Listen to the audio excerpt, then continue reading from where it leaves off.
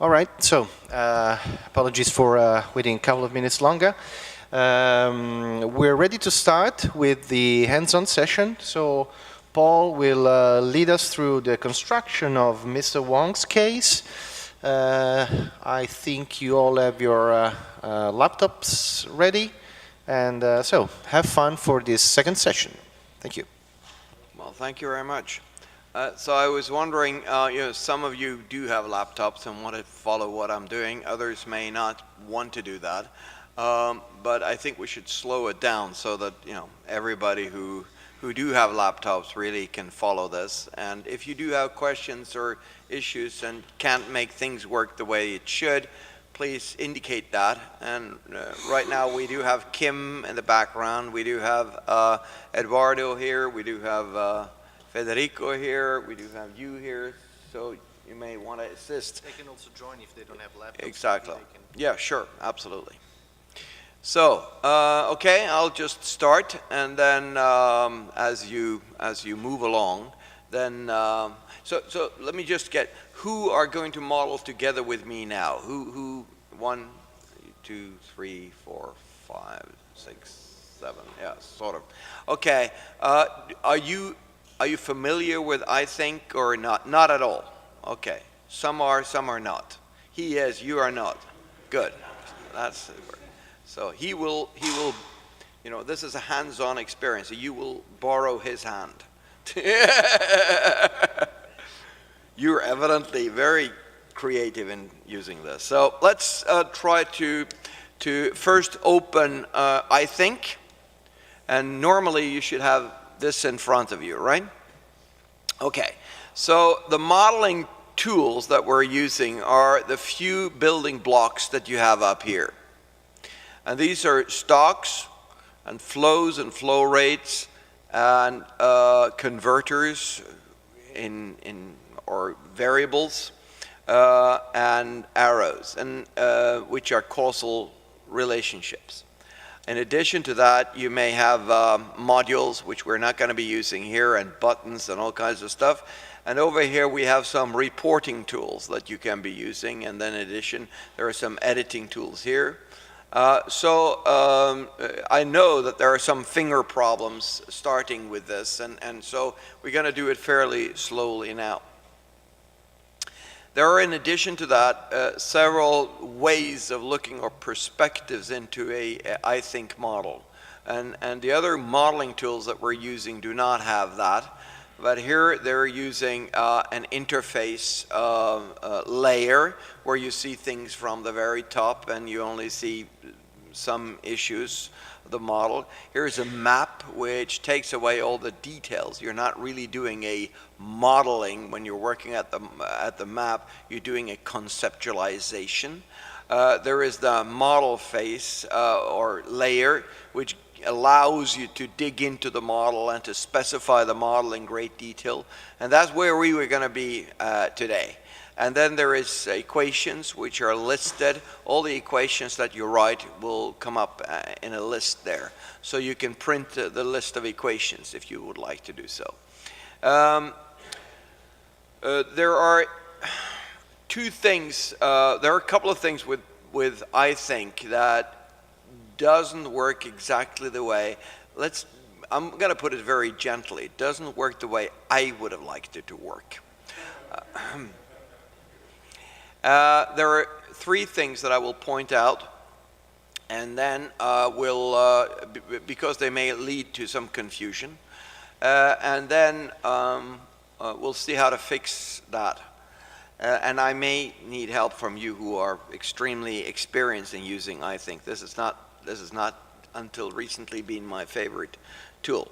But we're using it for a variety of good reasons.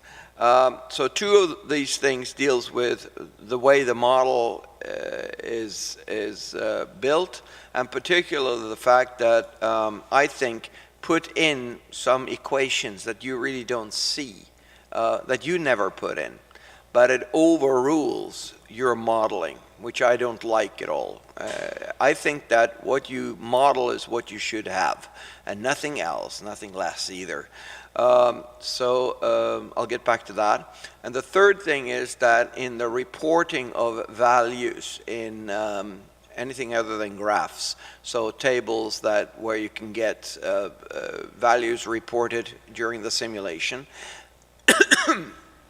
it's very difficult to get what you really need, which is what is reported in any of the other tools that we have.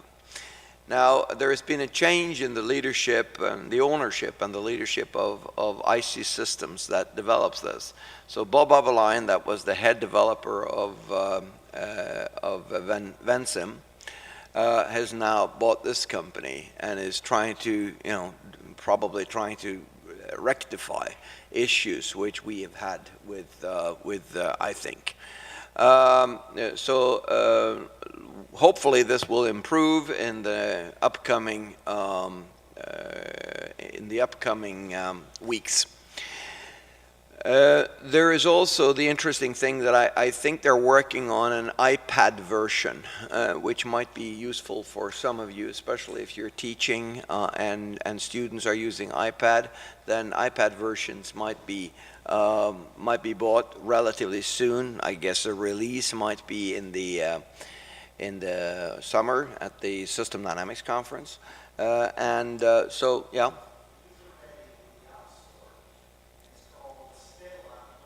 Okay, so it's already a version there. When I say it's coming up, it means that they're still working on it and improving on it. So yes, but there is a version on it. So I think that's good because it has the potential for bringing more people into the System Dynamics modeling. Okay, so let's just start. And the two things that I don't like right now is that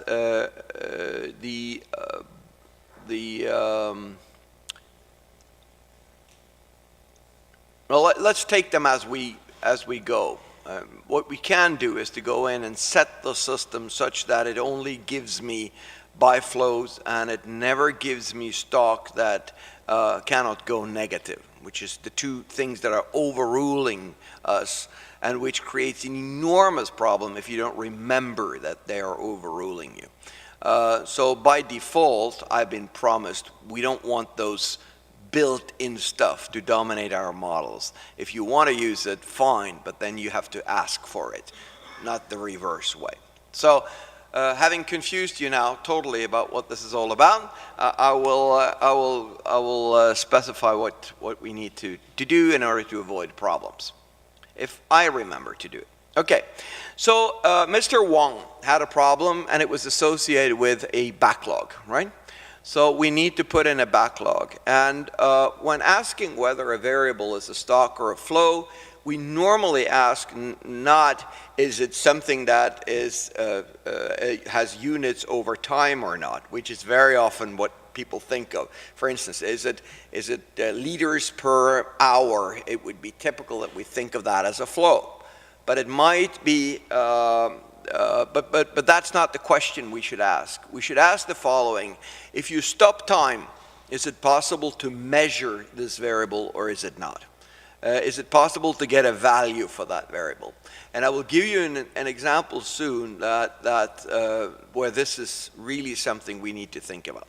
But for now, a backlog are unrepaired bicycles, consists of unrepaired bicycles. So it should clearly be a stock, because if you ask what is in your backlog, how many unrepaired bicycles you have, you can stop time and you can say exactly right now, what do you have?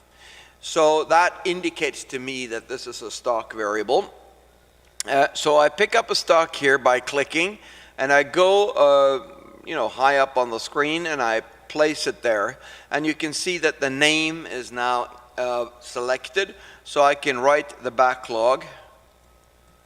I can name it backlog. If you didn't name it correctly now, you can just select it again. It's a challenge, but you can double click on it and you get it selected and you can write it down.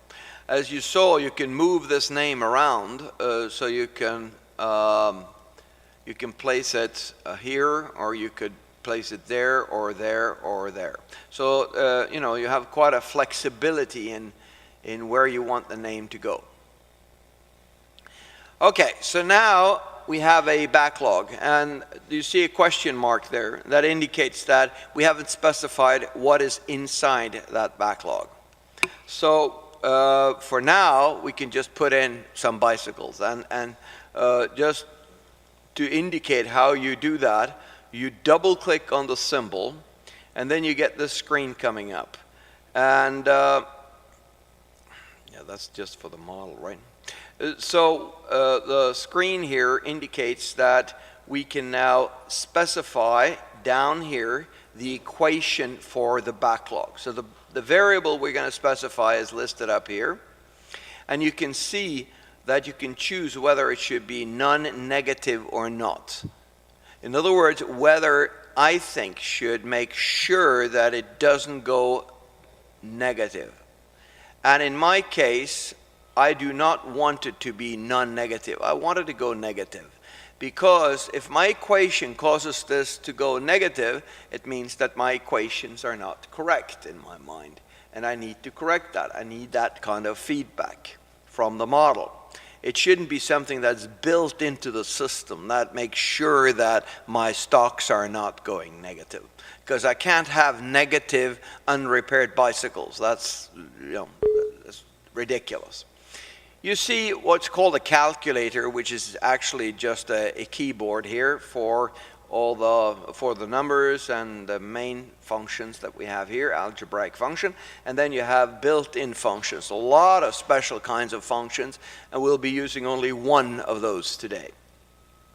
So and of course you can key down rather than use this keypad. So what I will do now is to write in 1000. And normally you would like to also indicate the units of measure down here. And in sophisticated tools, those units of measures are checked to see whether you have the right units of measure when you write the equations. So the basic variables have units of measure, and when they go into an equation, you should make sure that the right-hand side of units of measure is equal to the left-hand side. Now that's a very important check. When you build models, always check the units of measure, because that gives you an indication as to whether you model correctly or not. And we'll give one example of that today. Okay, so then I push away that curtain, and then I move on. Now I want, and you see that this little anchor down here, that's what's indicating that it can go negative. If that anchor isn't there, be sure to make sure that the anchor is there by unclicking the non-negative here. Okay, the next variable we're going to have is the flow of orders, the flow of unrepaired bicycles that come in. And of course what they do is accumulate into the backlog. So I select this arrow, and I go out here and I click down and I hold down, and I then let the arrow enter into the backlog. You see the backlog becomes selected, and when it is attached to the backlog. So there is an actual inflow here. Now, This is a puzzle for me, because for some reason when they designed, I think, they made the main direction of the flow go in the direction of the white arrow, not the black arrow. So if you look at this intuitively, I would say things are predominantly going this way. That's the right direction. Well, it's not. It's this way. So be aware of that. You can easily get confused about that. Now, what you can do is to say, no, this is not a biflow. This is a uniflow, which means that we retain only the direction of the flow here. But what it means is also that I think overrules you and say, wait a minute, you're not supposed to have anything move in the other direction. In this case, that's fine. That's not a problem. But if I make a mistake in writing my equation, I never get a check on that, because I think just says, okay, we'll fix it for you. How they fix it, well, that's a problem, because I don't have control over my model anymore. So I would insist that we use the biflow to make sure that whatever equations we write in here are the correct equations. So the positive direction of the flow is into the backlog.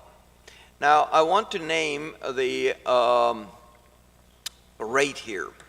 And I have the convention that I always write order rate, because it is the rate, is the number of orders that come in per day that I'm concerned about.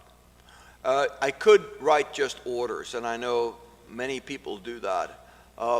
So the flow of orders, the rate at which it flows, is the order rate. So here I have order rate. And it's also because if I see a set of equations, I can easily pick out which are the variables that governs a flow of something.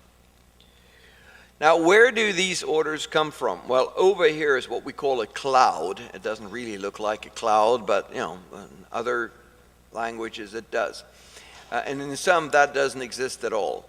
It means that it comes from somewhere, and that we are not concerned about where it comes from. This is the boundary, yes, it's the boundary of the model. We don't go beyond that. Not for now, at least. Maybe we do later on. Maybe we have the number of bicycles out there, and we let a fraction of that come for repairs every time unit. But at the moment, that's not what we're doing. So the order rate will be an exogenous variable in the system. That is, it will come from the outside, from outside the system, and will be fully specified without referring to other variables. In that case, we're going to use a function, one of the special functions over here. And since I have problems in getting this in, I'm just going to write up the function. But when you select the function over here, you can select it, and up comes also the parameters that characterizes this function. So you recognize what needs to be in there in that function. And these functions are, of course, you don't have to know all the functions. You will, as you work, you will see what's useful for you and which ones that you can use and which ones are never used by you. So this depends very much on the kind of applications that you are doing. One that we almost always use is the step function. As you could see there, it is the height of the step and the time of the step that are the two arguments that go in here. So the step function needs to have a height, and I'm going to do this very simple. I'm going to say the height is 100. So in other words, we step up 100, and then we do that at time 10. Now, before we experience that step, we probably also want to have an order rate that comes in. And remember, this is a very reputable company. So they have 1,000 bicycles coming in. We know from Kade Malua that in Beijing there are 9 million bicycles. Well, in Shanghai there are 12 million bicycles. The climate is more, So there is more than enough to do for Mr. Wong. So he has 1,000 bicycles coming in per time unit per day. And then in addition to that, there is a step up at time 10, which gives an additional 100 bicycles. We could put in here random number generators that would give us a variety of numbers over time. So that would be typically what we do in Monte Carlo simulation when we check on the sensitivity of the system to fluctuations or to uncertainties associated with some variables. So that's beyond what we're doing today. Today we're going to design this very basic model, which is going to be a deterministic model. No stochasticities, no uncertainty. in that model. Now you will say, well, how do we know that this works the way it should be working? And I totally agree with you. We don't know that. We never know exactly, or we're not always quite sure at least, that we're modeling the right thing, that we're doing what we intend to do. So my answer to that challenge is that I want to simulate, and I want to check the simulation results as often as possible. So I'm sure I'm doing the right thing and the model is doing what I intend to do. So what I do then is to pick up a graph here. That's the graph tool. And the graph tool is put down here for now. For now, I think I need some more space here. And notice what happens, that I can close this graph and the symbol of the graph still remains here. So I can click here and open it. But the way you normally would do this is to say, no, I pin the graph to the underlying canvas here. And I've pinned one more over here, so I have two graphs. Why do I have two graphs here? Well, I want to plot the backlog. So I drag and drop. I go in here and I select by clicking. I hold the button down and I just drop it into the graph. And there they are listed, the two variables that I'm concerned about. So in other words, I go over here, I click down, I hold the button down, and I drag it into a diagram. Of course, I can do it, the more traditional way by double-clicking here, and I see that selected is the backlog of the variables. So I select that and I can then plot it. There are a number of selections here. I can make sure that the scale is correct, so the minimum value and the maximum value on the y-axis is correct. I can use thick lines so that you can see better. And there are a number of opportunities here. And then, so I'll make thick lines over here as well. And then I will make sure, which I should have done from the very start, that the run specifications are correct. That is the duration of the simulation. And in this case, we are going to specify under run specifications, we're going to specify that the simulation starts at time 0 and it ends up after 150 days. Okay? The integration interval, the time over which the calculations are going to happen, is every 0.25, every fourth of a day, there is a recalculation of the state of the system. We use a simple integration method called Euler's method, so that's math. We can choose whether we want to have the units of time and hours or days and whatever, and that is good to have clicked here for a number of reasons, among them to check the units of measure. And when it comes to simulation speed, I can choose to do the simulation fast or slowly. That is how many real seconds that are used for each unit time. And I'm going to put 0 here to make it run as fast as possible. Okay, when I've done that, the main thing that I did now was to say the simulation is going to run from 0 to 150. And now I want to simulate. And what did I do? I had 1,000 coming in, I stepped up, and I had 1,100 coming in. So that's what should be reflected by the simulation. So I run by choosing run under the run menu, and hopefully this is what you're seeing. If you don't see this, I'm surprised. Okay? So let's look at the causalities here. If I'm going to draw a causal loop diagram about what's happening here, I would first say there is an order rate, and then I would have an arrow that says, and that influences the backlog. It's not the opposite. So the arrow goes in that direction, but this is not a causal relationship. This arrow here, this is a flow and an associated flow rate. So notice that this is not a causal link. We'll get back to that later. So the flow rate influences the stock, and that's always the rule. That's the way the causality goes, or the prime, the fundamental causality. So what you see is that the flow rate was at 1,000. It steps up to 1,100, and it continues there. One of the things that I like to do is to normalize the axis here. Sometimes that's useful, other times it's not quite so useful.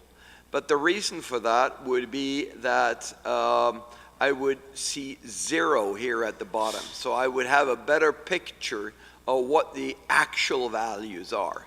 I can easily be fooled by saying, oh, it starts at a 0 here, must be 0 down here if I don't check the units of measure, or excuse me, the scale here, and then it steps up to 100.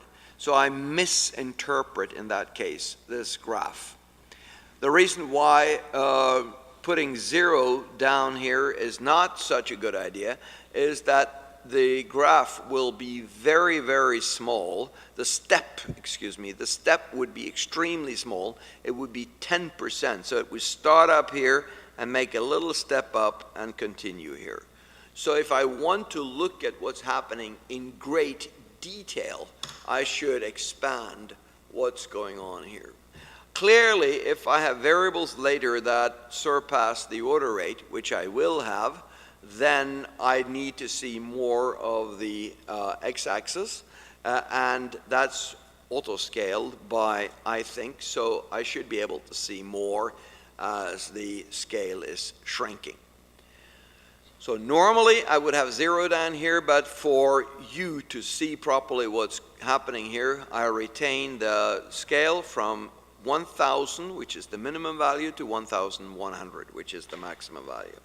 Now, so what's happening here? The causality goes from this graph to that graph.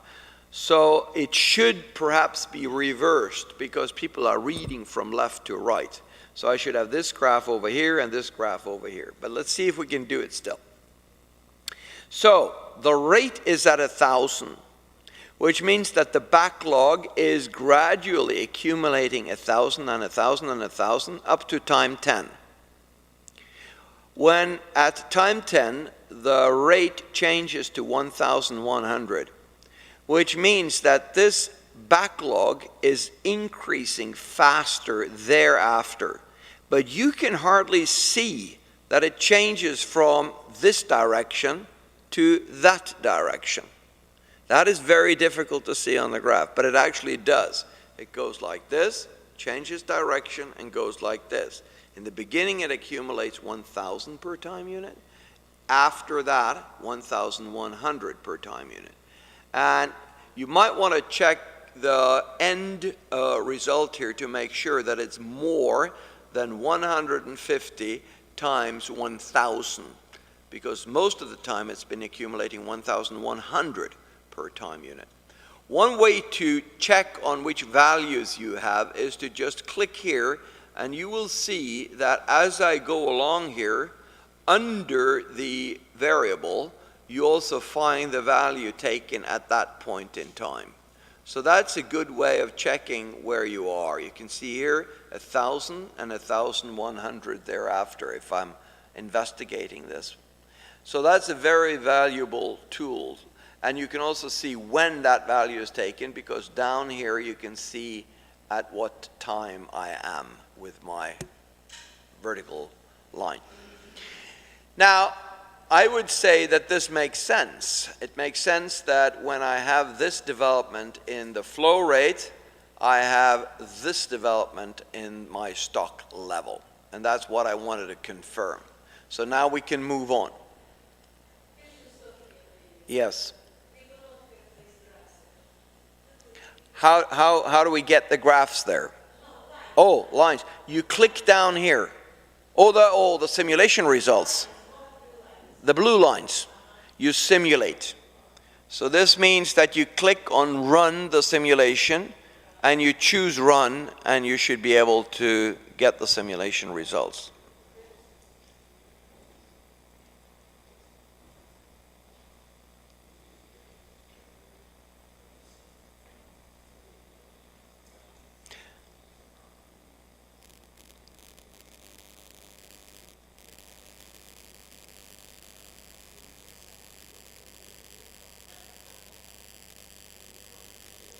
Okay, I think the problem has been fixed. Good. So we move on, and I'm moving these graphs a little bit because I want to make room for the model. They're always in the way. They are never where they should be, unless you plan this very carefully. Okay. So now we move on with the modeling, and therefore I would like you to see what's happening. So I'm going to show you more in detail the model itself. Now, what's going out of this backlog is production or repairs, right? And what we want is bicycles that are repaired at a certain rate, namely the repair rate, or in this case we call it the production rate, but it might be called repair rate if you want. So we need another biflow. We click inside the backlog first, we hold the button down, and we drag it out as far as we want. So let me do that again. I choose the arrow here. I go in to the backlog, I click down, hold the button down, and then I drag the arrow out. That will give me a name here, which is called the repair rate. Repair rate. And again, there is a question mark here. So I would need to write an equation here or some number. And in this case, I am going to write 1,000 in here. Why do I write 1,000? Well, that was the initial value for the order rate, and I want to make sure that I can simulate the model. And you can never simulate the model if there is a question mark, if there is an open question in the model, right? It's something that has not been fully specified. So that's why I'm, for now, putting in a repair rate of 1,000. If I want to simulate, I can now let the repair rate join the order rate over here, and I can simulate. Let's do that.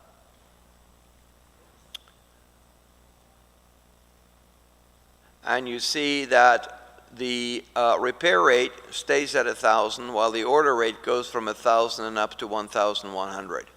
Notice that here I have two different scales. That's not very convenient because you can't compare one graph with the other. So what you normally would do is to normalize the scales. You do that by clicking, double-clicking on the diagram, and you select the two variables that you've chosen here. And then you go over to these strange arrows and you say they should be limited. So you got this upper and lower bound for the variables. And of course you can choose here to modify those bounds.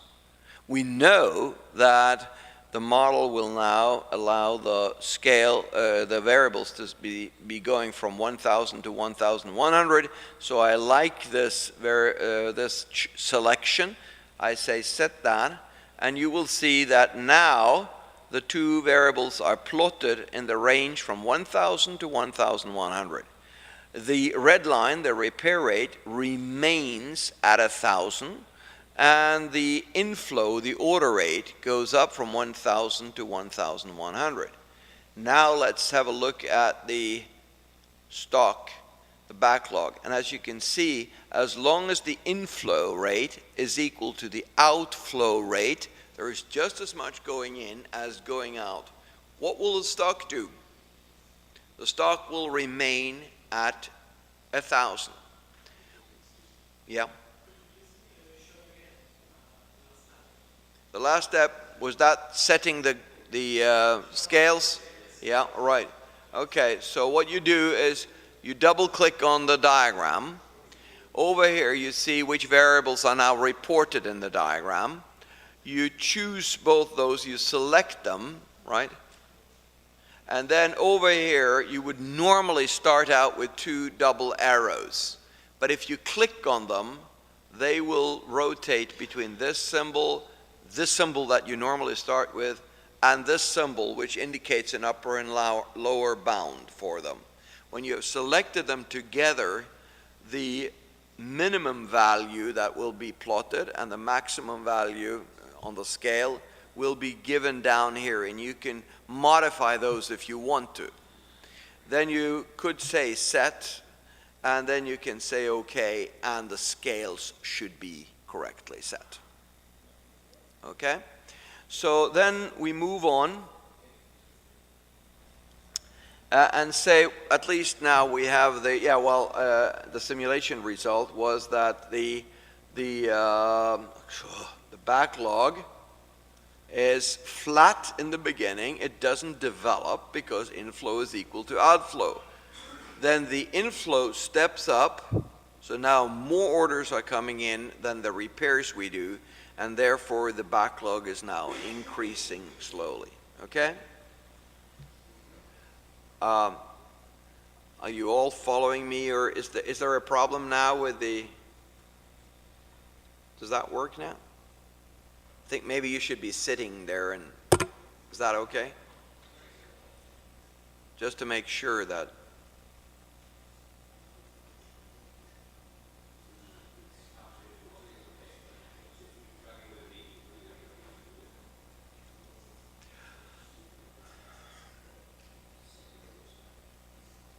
So, any questions thus far?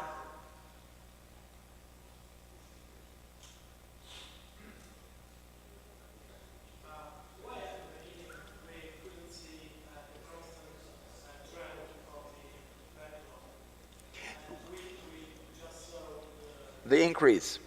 Yeah. The reason for that is that at that time we only had an order rate that came in. We didn't have the outflow.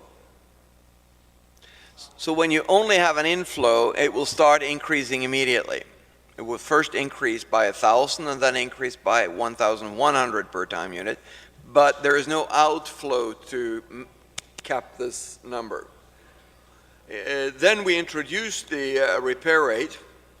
We produce just as much as coming in the beginning, but then gradually as this order rate is increasing, we still repair 1,000, but 1,100 is coming in, which means that the backlog is now increasing.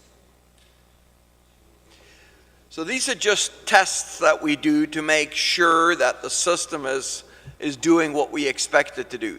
And I think it's very important, even if you're a sophisticated modeler, to make sure that the model is doing what it does in each and every step. If you create a big model and you make a mistake, you also create a big mess. And it's so difficult to backtrace what you're doing. You don't know where this is coming from, and there you are sitting for 2 days trying to figure out what was wrong. It's better to take it in the beginning. Okay. Now, the repair rate is not exogenous. It is not defined by a constant as we did right now. But it's nice to have it there for now so we can simulate. In fact, what we do have is Mr. Wong telling us that, well, you know, the repair rate is adjusted to the order rate. And it's done so by a certain smoothing of the order rate. In reality, when you experience orders coming into a company, sometimes it's up there, then it's down there, then it's up there, then it's down there, then it's down there, then it's up there, right? So you don't take that inflow and you adjust the production capacity based on that. That would be ridiculous, right? The purpose of a backlog and the purpose of inventories is to buffer one flow rate against another one. So in other words, in this case, we buffer the repair rate against the order rate, and we allow for a backlog to increase or decrease depending on whether the order rate is larger or smaller than the repair rate. So it's a comfort for us that we actually do have the backlog. We say to the customer, I can't deliver today, but you will have it tomorrow.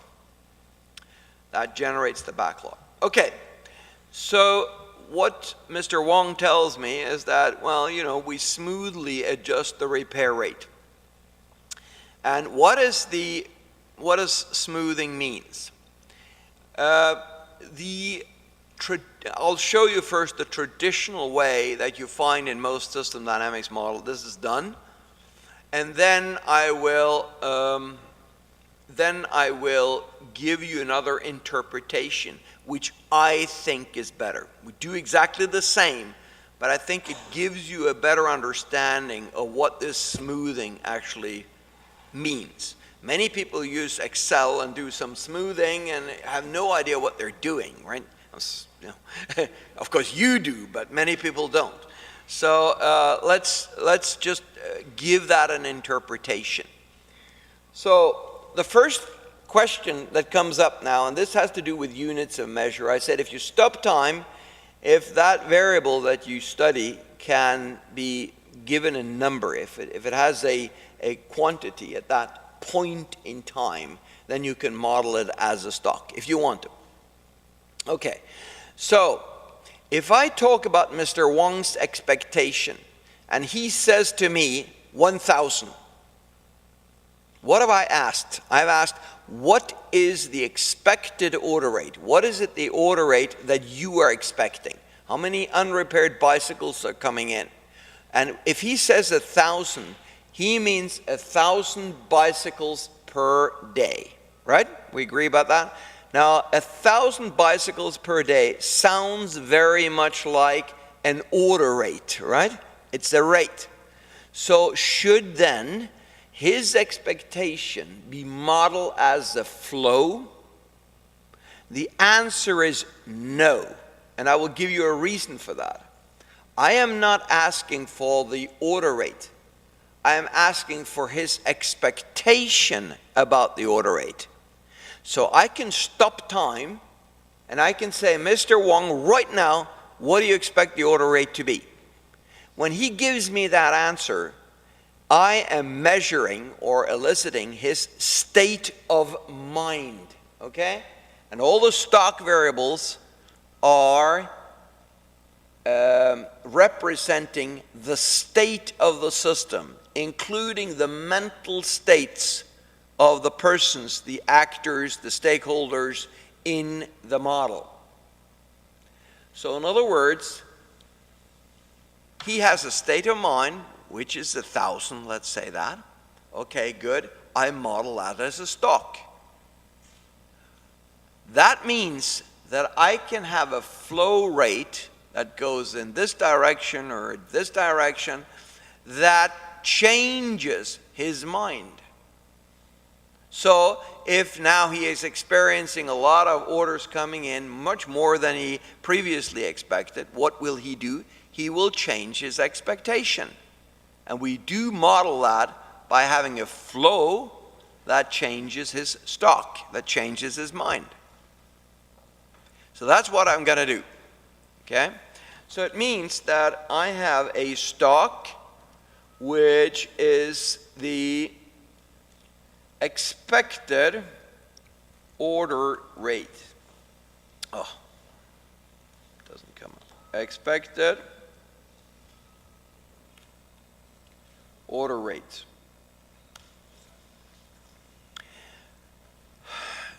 In system dynamics models, if you read literature, for instance, the System Dynamics Review, you will very often see standard words come up. Expected something, desired something, perceived something. So in other words, there are some of these standard words that we often use, and that makes it easy for us to read models, because we know what a perceived value or an expected value or a desired value are. We know what the concepts are. So that's nice. Now, one thing is to have, first of all, the question is, what's the initial value, the starting value of Mr. Wong's expectation? Well, it might be anything, but the typical thing is that we put the system into an equilibrium, meaning that in this case, his expectation is correct.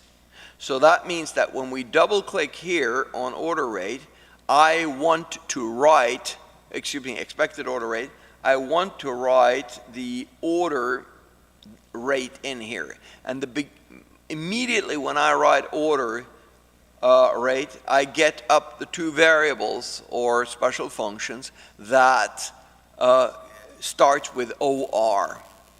And I hit here and I say it must be the order rate. That's what I'm interested in.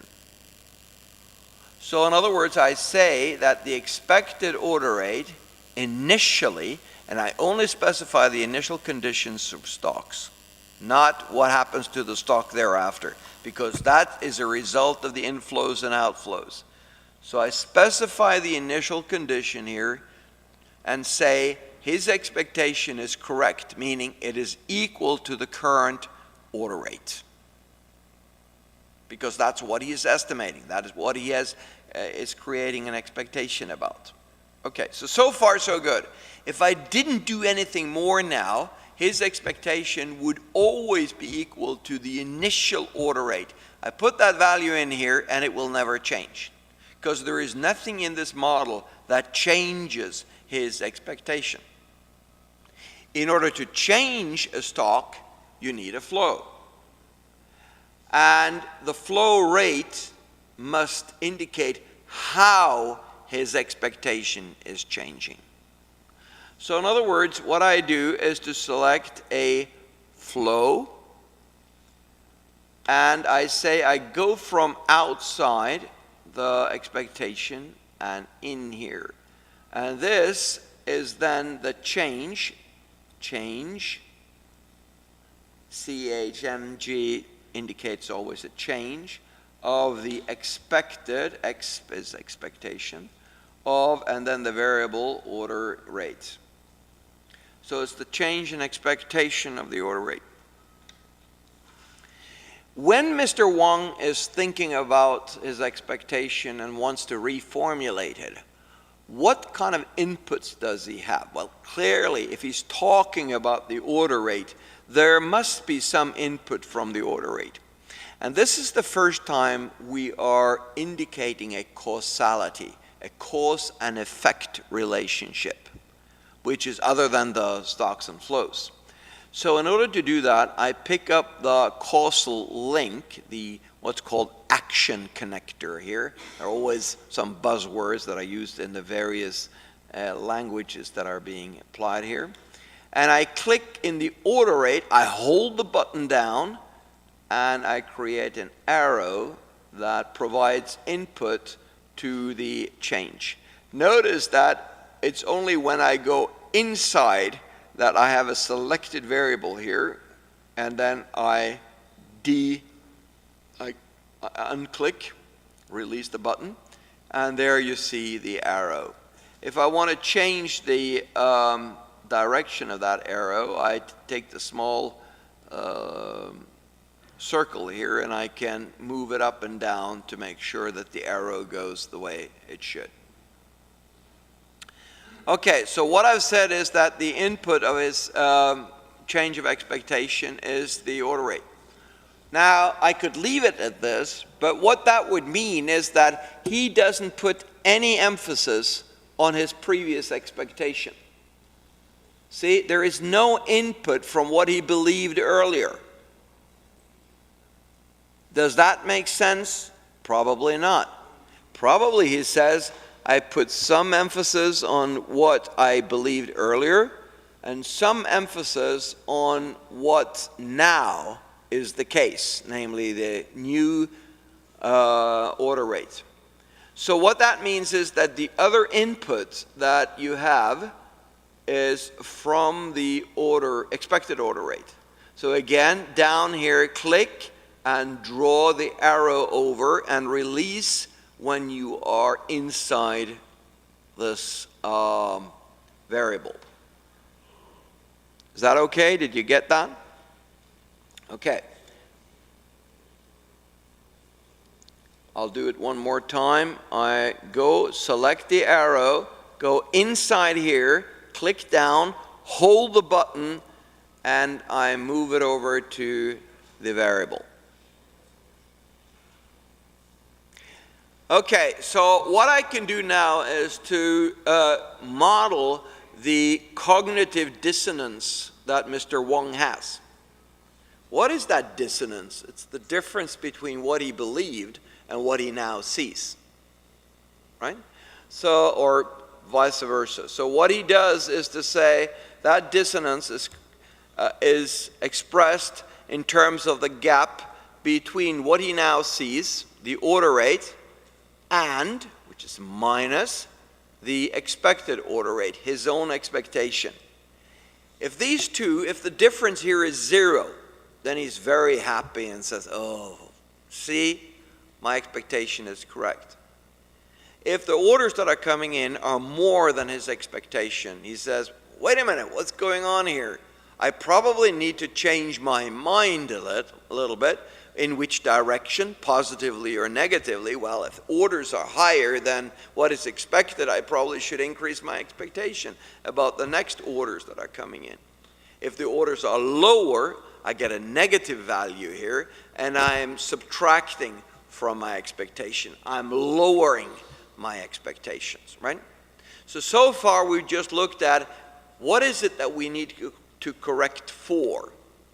The next question that comes up is, over how long time should Mr. Wang change his expectation? So what's the duration of his change of mind? Well, this is where it becomes a little tricky, but let me just say that we can assume that over 16 days now, he would move from believing that it's 1,000, this order rate, to 1,100. So what we do then is to say we need a variable or parameter, which is a circle, a converter, that we just put down here, and we call that time to change expectation about the order rate. Time to change expected order rate. And then I say, wait a minute. We put that in here to make sure that the change is depending on that time. And when I specify the time over which he changes his mind, it's 16 days. This could be shorter, or this could be longer. Notice that the way these 16 days are used is to look at the gap, and say, we are going to close that gap over 16 days. Okay? So I divide by the time to change the order rate.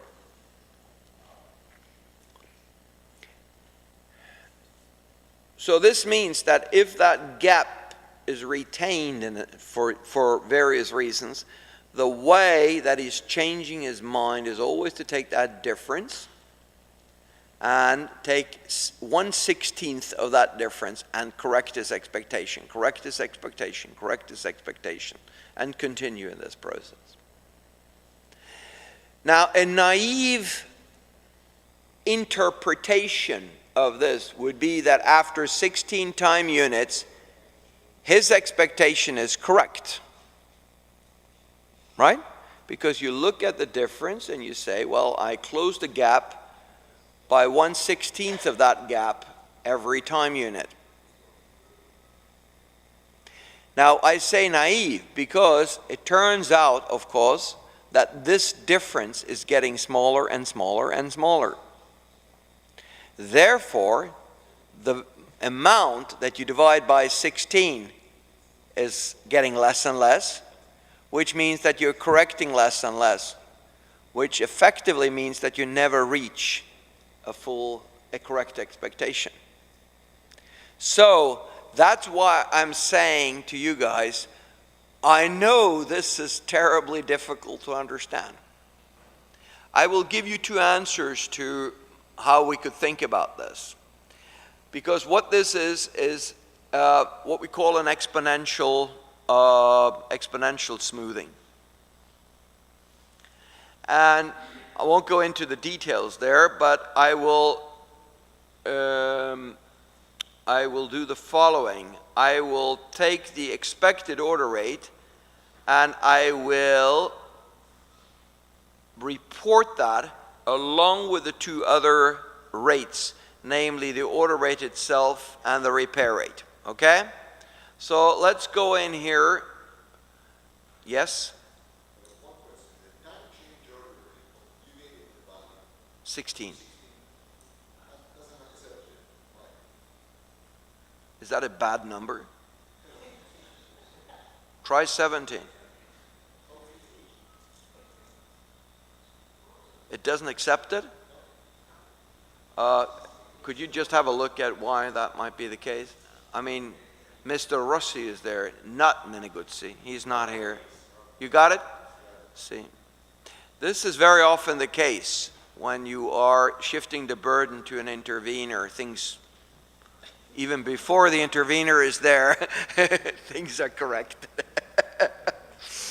Okay, so what I did was to drop the expected order rate in along with the two other rates. What I want to do is to see how the expected order rate is behaving relative to what it should form an expectation about, namely the order rate. The order rate. So again, you can see that now I don't have a very good scaling here. They should be scaled within the same interval. So again, I'm clicking here. I am selecting by holding down the shift button all the three variables, and you can see that this one has not been included in that scaling. So what I need to do is to click here, you got the circle here, and then you click again, you get nothing, and then you click again, and finally you got the upper and lower limits. And you can see that it's now auto-scaled from 0 to 1,000. And so remember, I had 1,000 down here as the lower value for now, and then 1,100 as the upper limit, and that's what I want to retain. Did that say 10,000? Yeah, it says 1,000, yeah. 1,000 here. Mille dicent. I love Italian language. I mean, you have no idea how beautiful you talk, or at least you sound.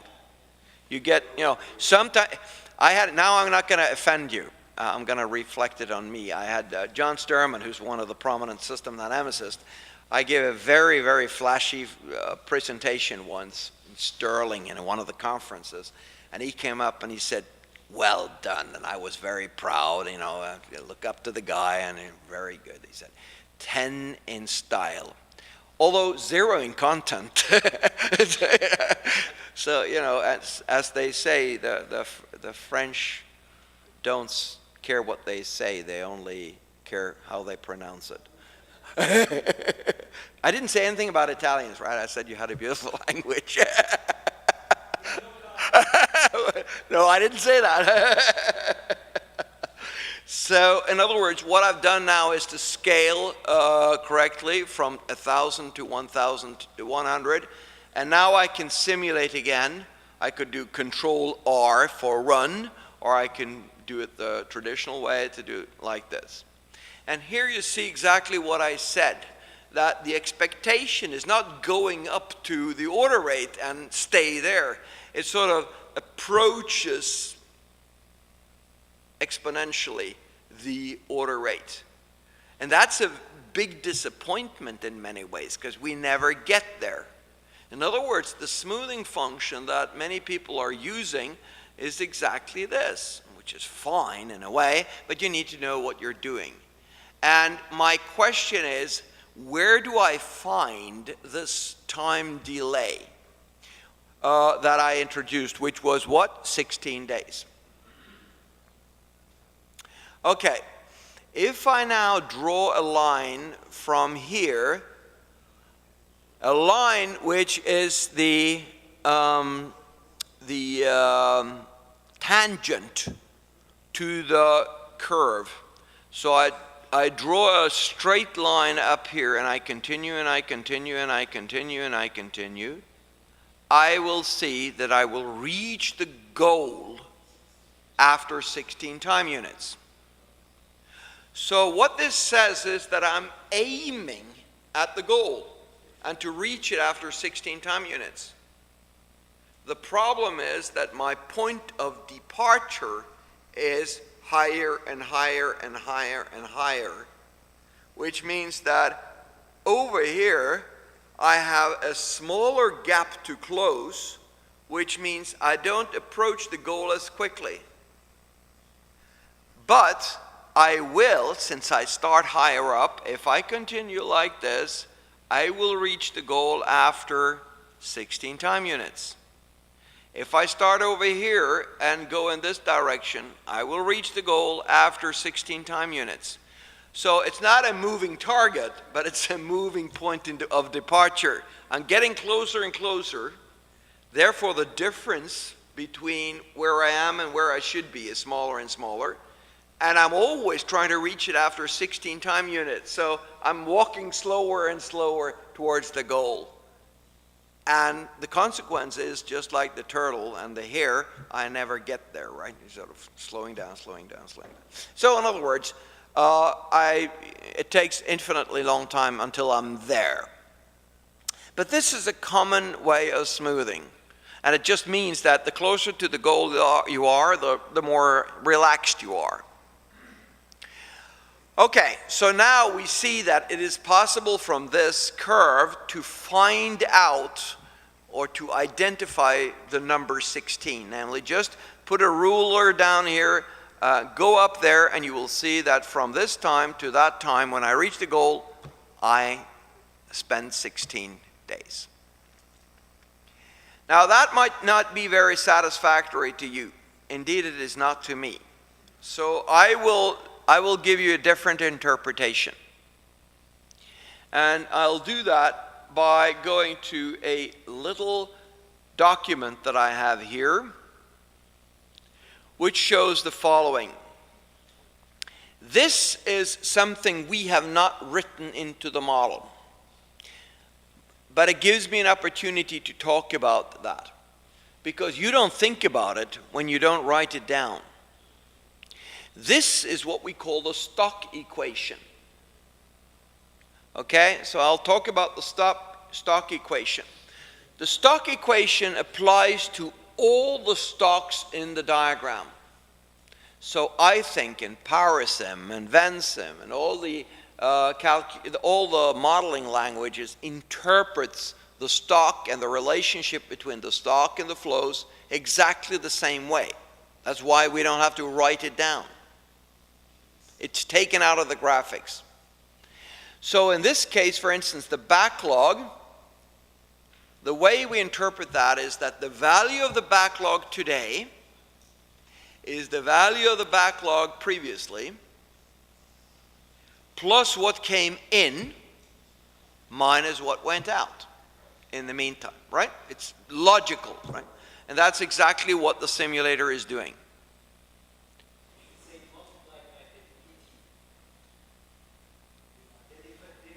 No. No. No. No.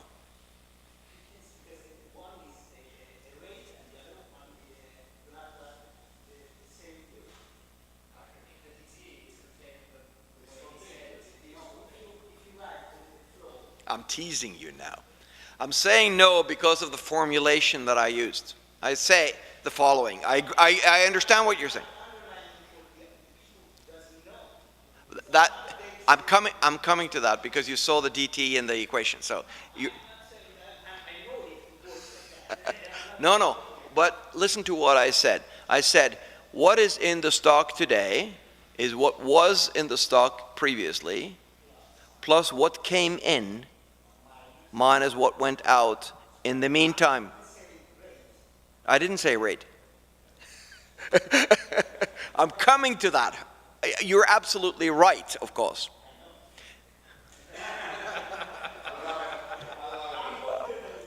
I think we should have this discussion in Norwegian.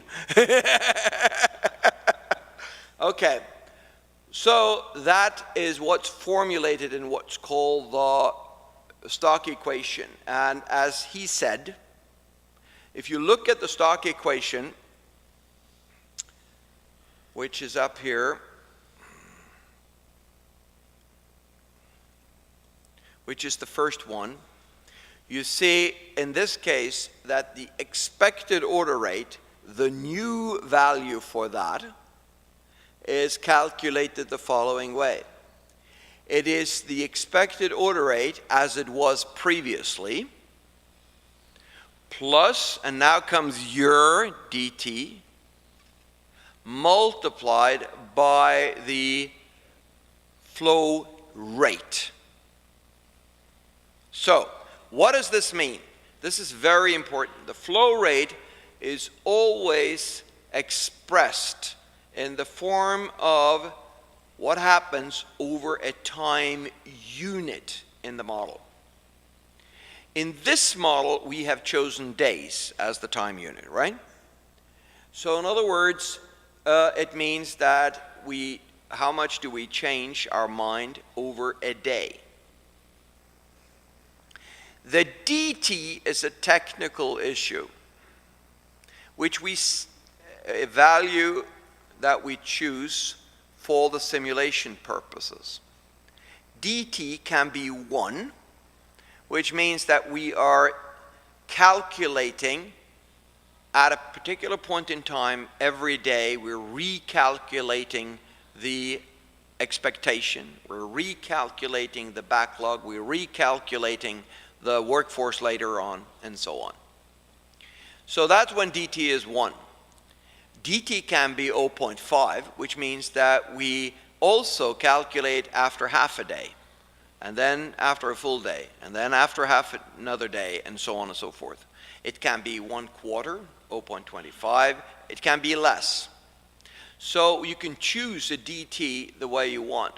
And the thing about dt is that if you have a very coarse or large dt, the calculations that the simulator will be doing is very coarse as well. It's not very accurate. Very often it's sufficient for you to work with a sort of coarse dt. Sometimes it is not. And often you don't know what is the best choice of dt. So there are mathematical rules for how you should choose the dt number. And the normal thing to say, the rule of thumb, is that it should be less than 1/3 of the longest time constant in the model. And time to form expectation is, of course, a time constant. So it should be less than 1/3 of, in this case, 16. But a much better rule is the following. You just work with a dt of that kind, and then you say, I want to check if the model is sensitive to the choice of dt. So I reduce dt to half of what I normally have. And I run the simulation. And if the behavior of the model changes significantly, you say, I do another choice and another choice until I see that I can't detect any changes in the behavior of the model. Then it's okay. So dt is a technicality. It doesn't normally show up in the equations of the system. And that's because the stock equations are never written by us. It is formulated by the graphics and interpreted that way by the software. But it is an important equation. It is fundamental to understand what's going on here.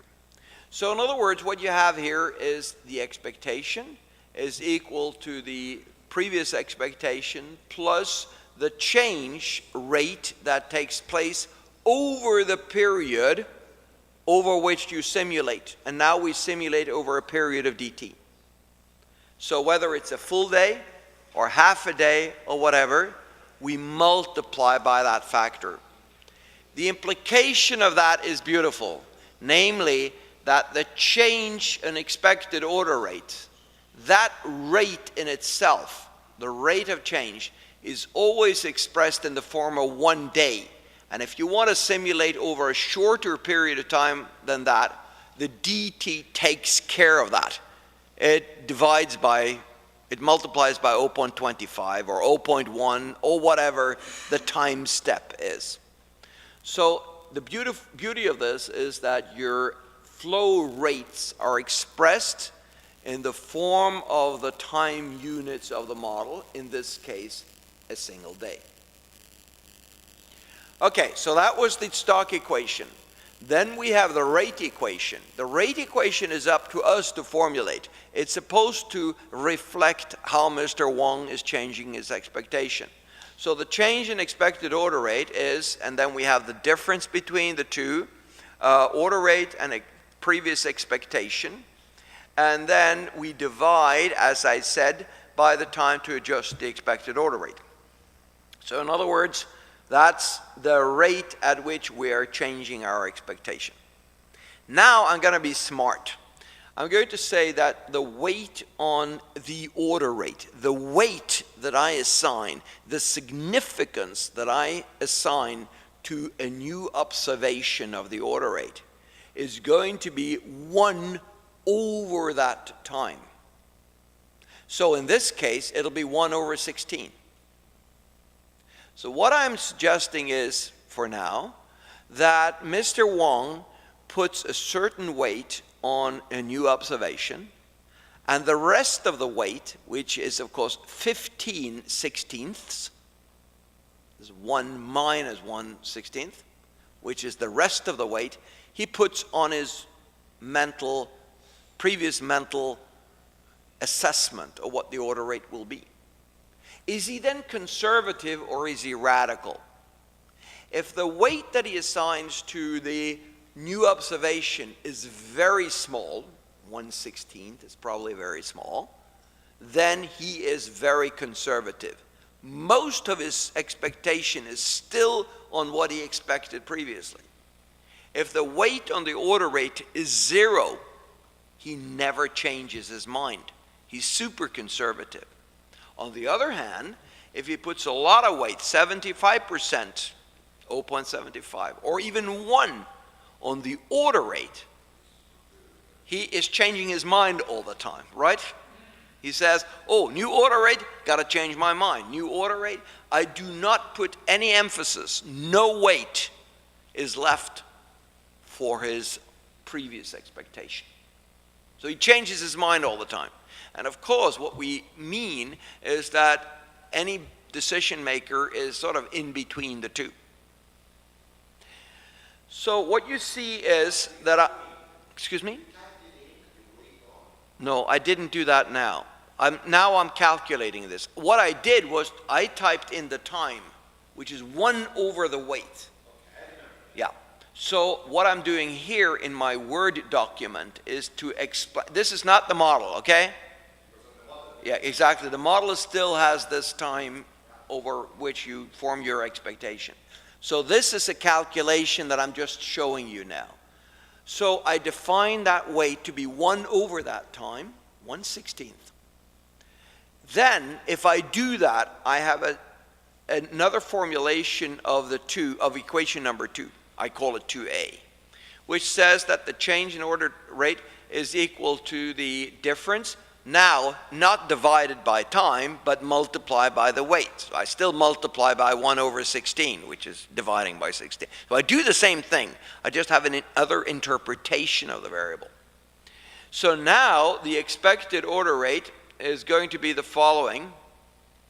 The expected order rate is the old expected order rate. Notice what I do now. I put the change in order rate into that stock equation, right? So I put this 2a into equation number 1. And what do I get? I get the expected order rate, which should be blue,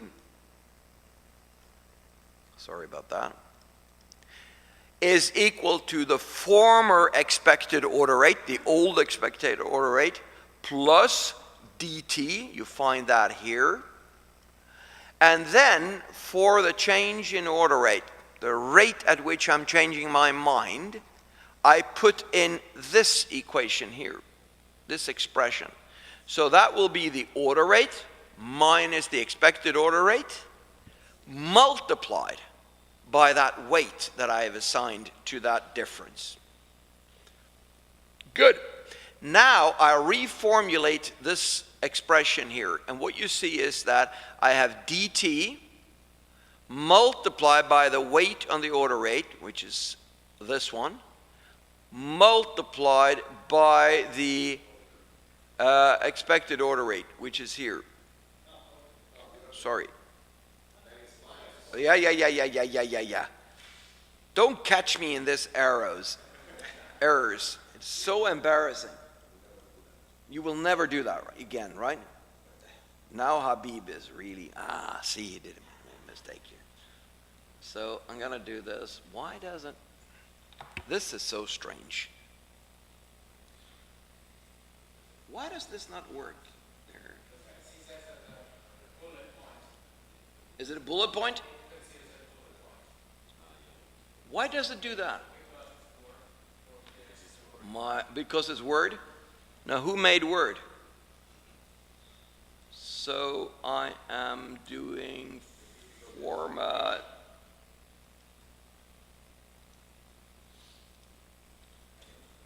Now it took away what I wanted, right? Okay, I'll do it. I'll do this. Thank you very much. I would never understand that. That's because I'm a system dynamicist and I'm not a word maker. That's it. 1 minus. This is an equation. Okay, Word? You understand that? Equation? Fine. Okay, so now we got it. So here you have minus, as you said, that comes from there, dt, which is here, and the weight on order rate, which comes from here, right? So what do we have left here? We have 1 minus dt. 1 comes from this one, expected order rate, which is here, and minus, which is the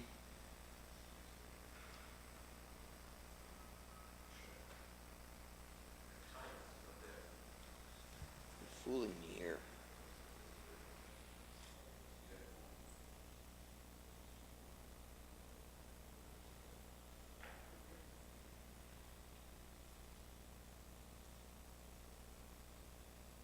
No, this is not correct. It was correct what I had. Now is not correct. No, I was right.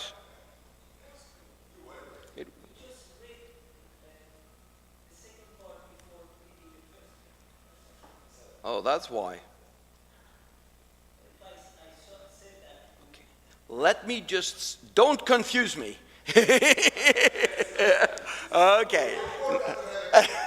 Now we have it Now we have it correct, which means that we have the dt multiplied by the weight on the order rate multiplied by the order rate, okay?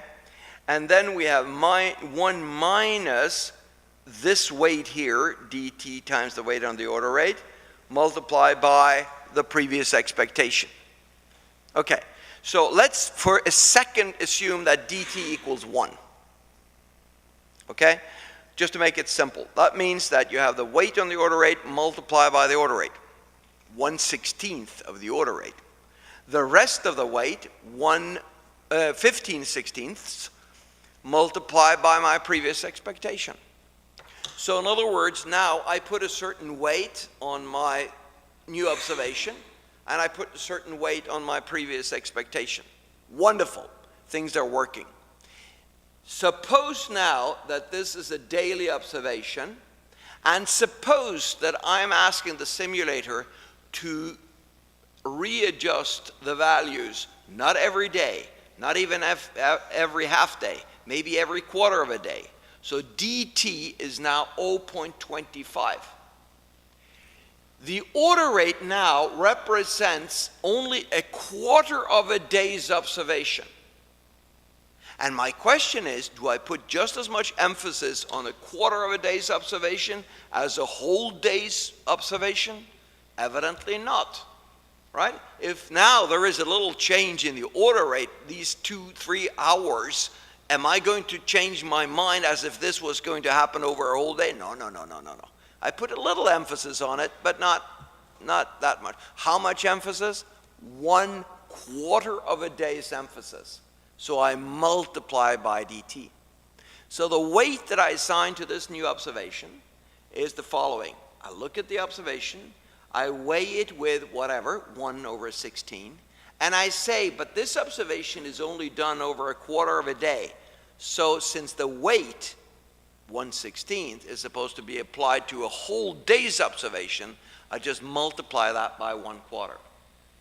The rest of the weight, 1 minus dt times the weight, which is 1 minus 1/4 multiplied by 1/16, that is the weight I assign to my former expectation. So in other words, to put it very briefly, you can look at the smoothing process as a process whereby you assign a certain weight to a new observation and a certain weight to your old expectation. Are you conservative? All the weight goes to your former expectation. If you're very radical, you change your mind all the time, the weight goes predominantly to your new observation. That's what a smoothing function does.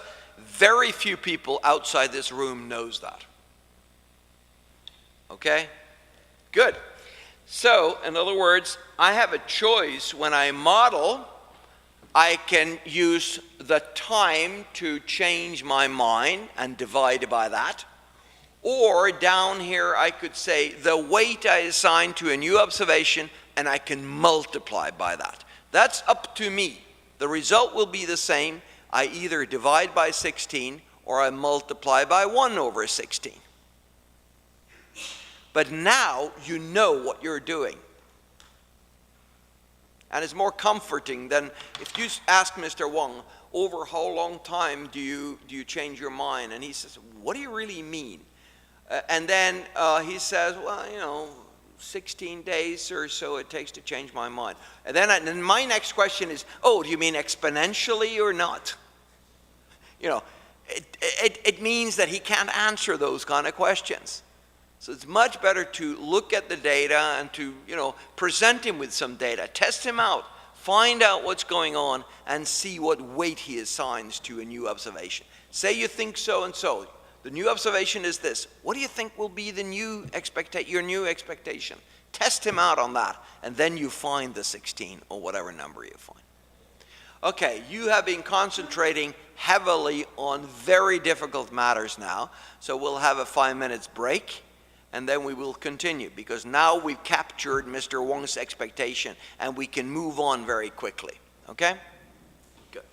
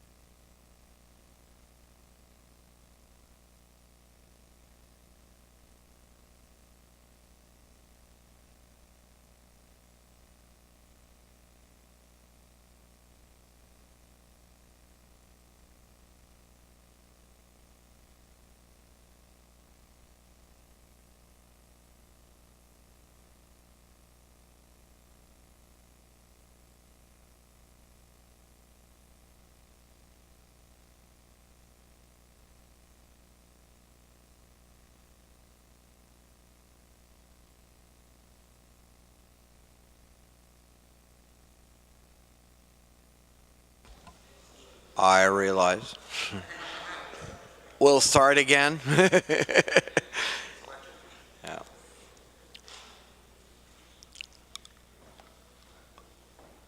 I realize that this thing that we've been doing over the last 45 minutes is quite a challenge, and it's a small detail, but it goes to show you a little bit what modeling is all about. And because it is, I was reminded by you that why don't we get the concepts right first and the sort of conceptual understanding and the theory before we address the modeling. And so I will try to just summarize what we've been doing here so that you don't think that this is, if you don't get it this time around, it's the end of the world. It's not going to be the end of the world.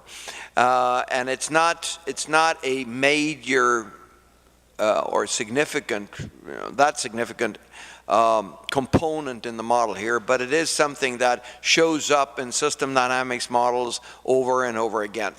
So let me just say what we did.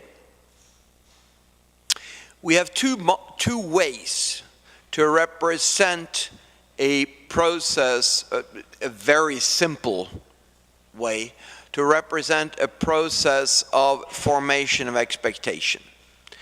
And the way we do it here is by way of feedback. We say that you get an impression of what's happening out there, and based on that, you're going to change your expectation. The traditional way of portraying that is the following. You look at something new out there, you make up your mind whether you should formulate another expectation. You look at the difference between what you see and what you expected to see, and you say, well, we need to close that cognitive gap. And the way to do that is to say, I take a portion of that gap, which is the time to, I take a portion of the gap and I close it. And the portion that I do is to say, once more. What I do is to say, over a period of time, the time to form the expectation, I would like to close that gap. When you put that into the model, you say the difference between the two divided by the time over which you change your mind, then that's fine. You can do that. In this case, divided by 16 days. The problem with that formulation, the problem that I convey to you this, is that you will say, well, I don't reach that goal in 16 days, right? You see the curve goes like that all the time. So my way of conceptualizing or telling you about what I'm doing does not come through. It doesn't happen in the model, it seems. So rather than struggling with this explanation, I'm offering an alternative explanation. I'm saying that this is equivalent to the following. You take 1 over that time, which is in this case 1 over 16.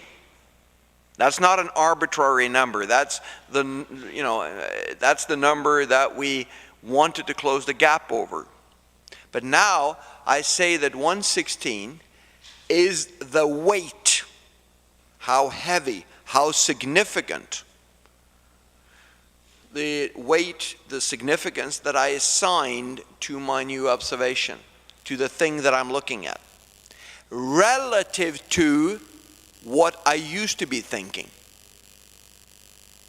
So I'm saying that what I'm seeing out there, I assign a significant, I assign a weight, I assign an importance to that new observation, which is 1/16 of the weight that I'm assigning in total. The rest of the weight, which is 15/16, I assign to my previous expectation. And I say, I stick with that more or less. I do a little bit of correction. So now my new expectation that I form is 15/16 multiplied by my former expectation, and then modified by 1/16 of my new observation. Lots of weight on my former expectation, a little bit weight on my new observation. And then I put the two together, and that becomes my new expectation. If I was more radical, I would put much more emphasis on my new observation, and I would put less emphasis, I would de-emphasize my former expectation. I would admit that to use this as my forecast, in a sense, is my former expectation is not very good. I really need to update more my expectations. So that's the interpretation here, which I, at least, feel is much easier to understand. So that's why I did this exercise. Okay. Mathematically, whether you choose one explanation or the other one, it's the same. It's a matter of taste here. Okay, so what I'm doing now is moving on, and it's not going to be stopping with a small consideration of this kind. We're going to move on very quickly now. So the next thing I do is to say, well, let's me assume that the expected order rate is what governs my repair rate. So this is the simplest model I can make, is to say that my repair rate is equal to my expected order rate. So what I expect to come in of orders is what will be repaired.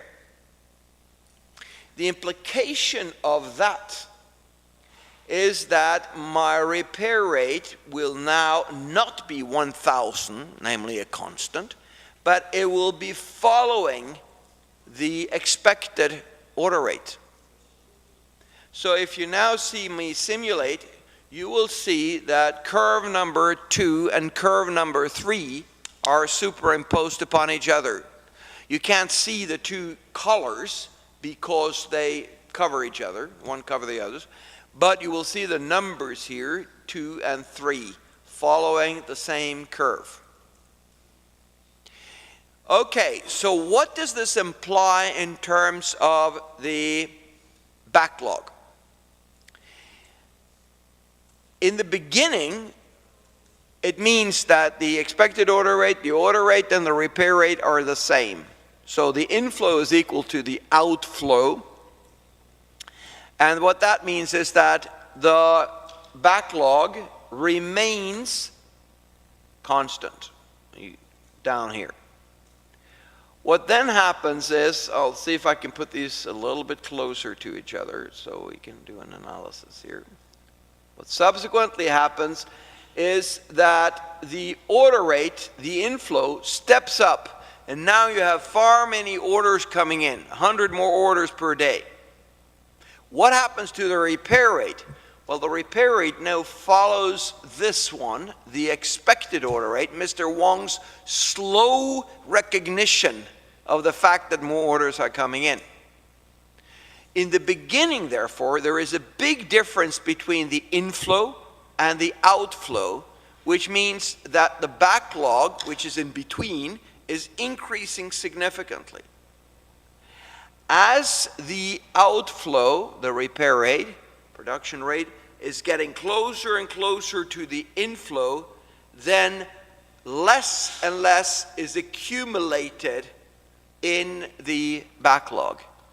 And when the two, the inflow and the outflow, for all practical purposes are equal, then there is no more accumulation of orders residing in the backlog. So that's exactly what you see here. Steep increase, and then slower and slower and slower and slower increase. So the content of the backlog becomes the area between the inflow and the outflow. Wonderful. It's integrating that area that you see between the blue and the purple curve here. Now, I have a challenge, because what it means is that the step up and the time over which we close the gap will leave the backlog high or low or whatever. We are at the mercy of the two flows. What I want to do is to say, no, I want to be in control. I don't want, customers and my production to determine where the backlog is. I want to control the backlog myself. So what I then do is to introduce a control of the backlog. This means that not only does the repair rate consist of the expected or influenced by the expected order rate, it is also influenced by a correction of the backlog. In order to correct the backlog towards a goal, I need to know what that goal should be. In other words, I need to know what is the desired backlog. Yes. Could you show me the arrow starting from expected order rate to repair rate? I missed that. You missed how to put it there? Yeah. Okay, so you take the causal arrow up here, which is up here. You go in here and you click inside the box. You hold the button down and you let it influence, and only when it's inside there you let it go, so then it will stick there. And then if you don't like the curve, you can move it by grabbing the little circle down here. Okay, so you're okay now? And inside, if I leave the repair rate, should I specify? Yeah. The repair rate used to be 1,000, right? Now I take the 1,000 and I click on the input variable that now comes up here, because the arrow comes from the expected order rate. So that's why you can now click there and it substitutes the 1,000 for this. Okay? Okay. So these are just the inputs. There are maybe many of them that you want to click and put down here as you go. Okay, now we have the desired backlog.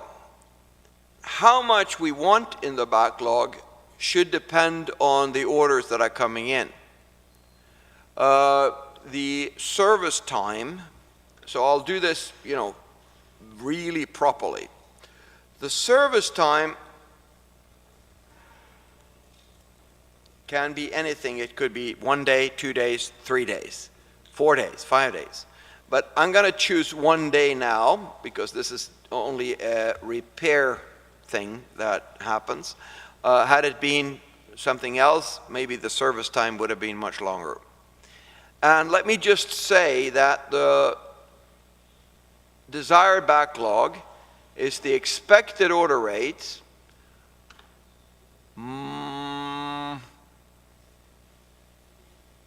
multiplied by the service time. Why is it so? Let's think about that. So if the backlog is equal to the desired backlog, and I divide the backlog, say 4,000 bicycles, with the repair rate, let's say 1,000 bicycles repaired per day, how long must the bicycles stay in the backlog before they are repaired? 4,000 divided by 1,000 taken out per day means that you have 4 days before the inventory or the backlog is empty. So it's a 4-day delivery. Now, the repair rate should, under normal circumstances, be equal to the order rate in equilibrium, and the order rate should correspond to the expectation that Mr. Wong has.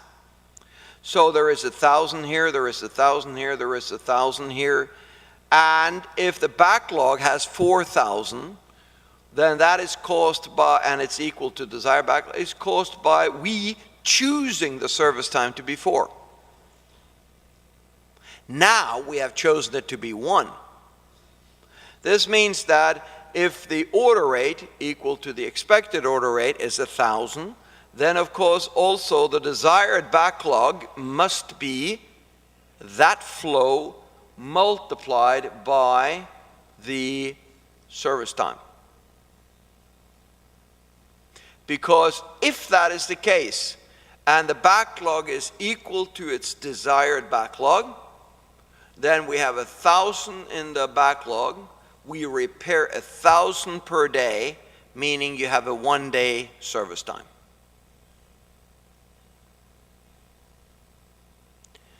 It corresponds very much to if this was an inventory. We talk about the word inventory coverage. How many days supply do you have in your inventory? If it's 4 days supply, it means you take the expected deliveries, what you want to sell, multiply by 4 to be finding out what you should have in your inventory, 4 times current deliveries. A safety stock in a sense. Okay, so now we know what the desired backlog is, we know what the backlog is, and we can perform a correction for the backlog. So this is the correction of backlog. And that depends how much we're going to correct by producing more or by producing less than what we expect to come in. We take the difference between what we would like to have in the backlog, and what we actually do have in the backlog, and we close that gap. We don't close everything at the same time. You know, we don't say if there is a difference, we close the gap immediately. We close it over a period of time, and this time 8 days. So this is the time to correct backlog.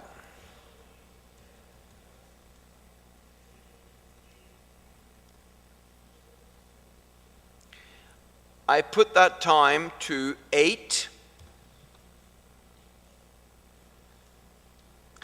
and I let that influence the rule, the policy I have for changing the backlog. Now I have to be careful.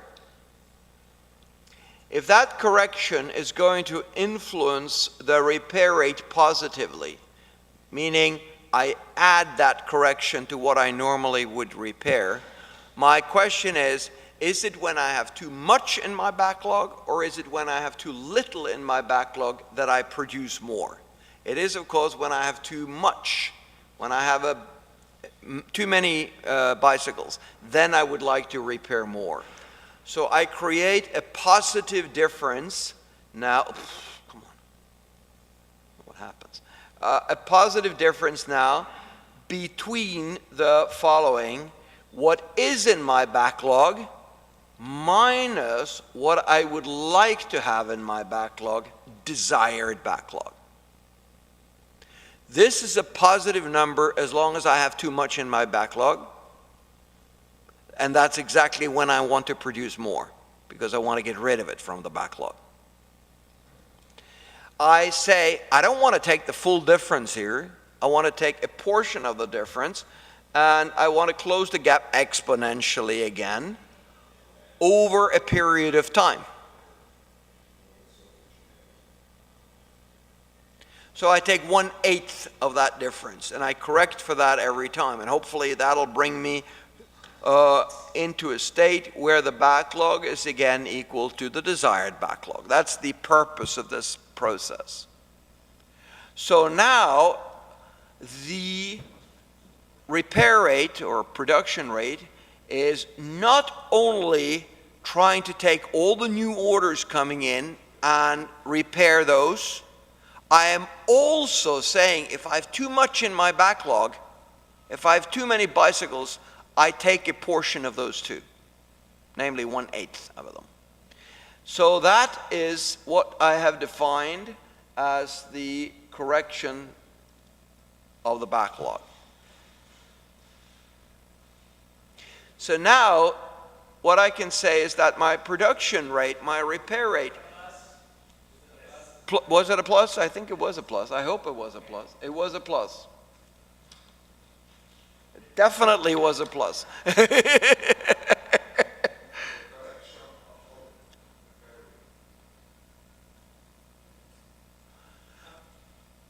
Yeah?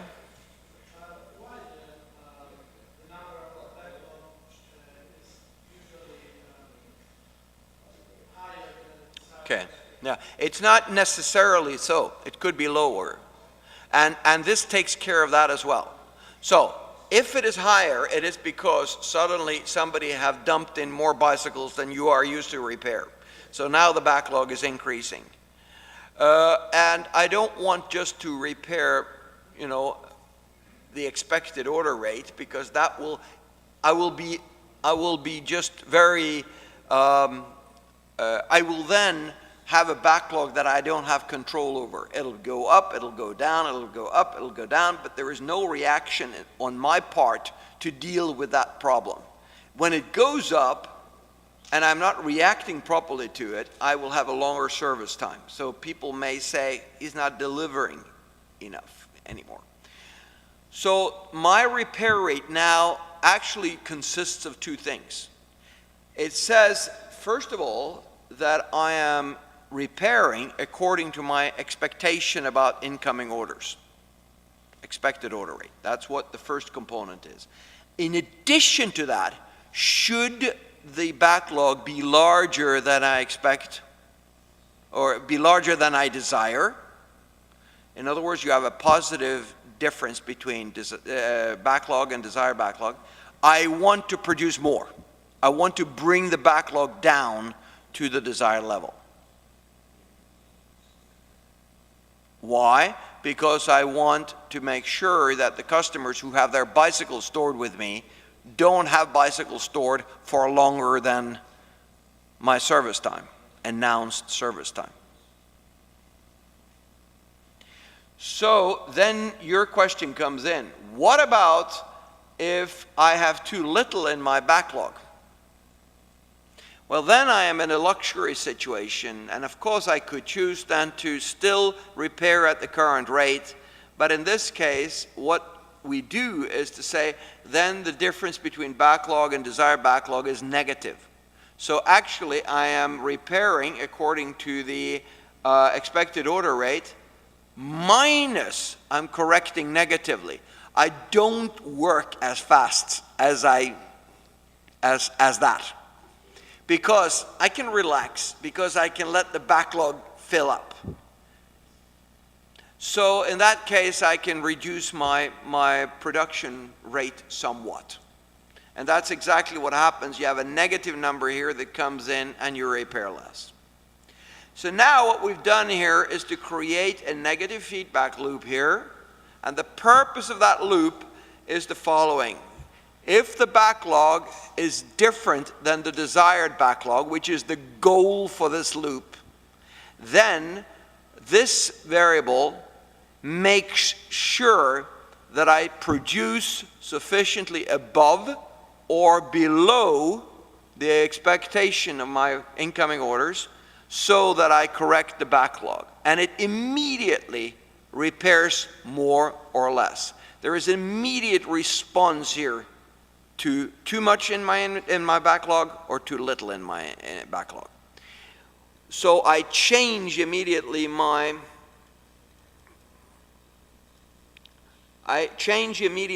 repair rate in response to the backlog. That doesn't mean that the backlog immediately comes to the desired level. No, over a period of time, it will eventually get there.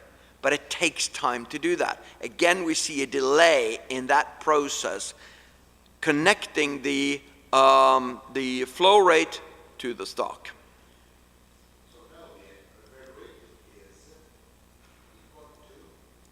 Now the repair rate is, I'm just going to take away this terrible thing that's up here, and I can't do it because my screen is too little. Whatever I do now, I'm in trouble, right? Look, come on, there is a, yeah, Why don't you just stay there, idiot? Okay. I'm sure there is a way to deal with this, but